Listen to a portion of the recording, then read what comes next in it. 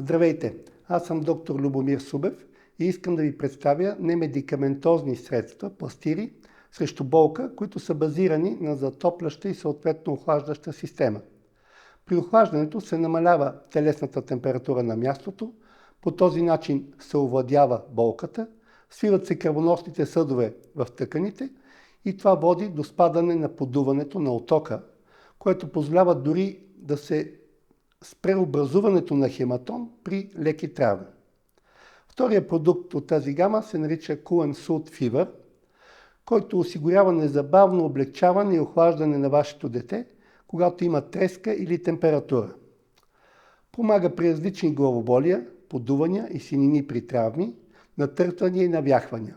Намалява се подуването и сърбежа при алергични реакции, а оттам изчезва всякакъв дискомфорт при детето.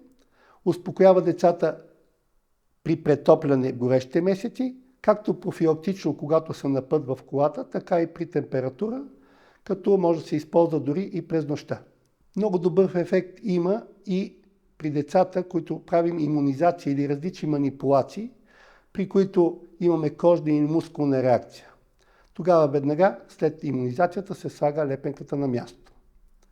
След отваряне се премахва защитната лепенка и се поставя на челото, врата, слепоочията, както на други места, в зависимост от проблема.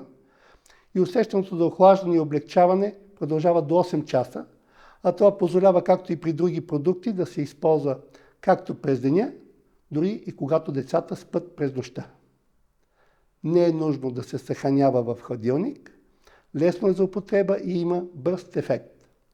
Много важно е това, че е съвместимо с всички лекарствени продукти, които използва детето по време на лечението, независимо какви са те.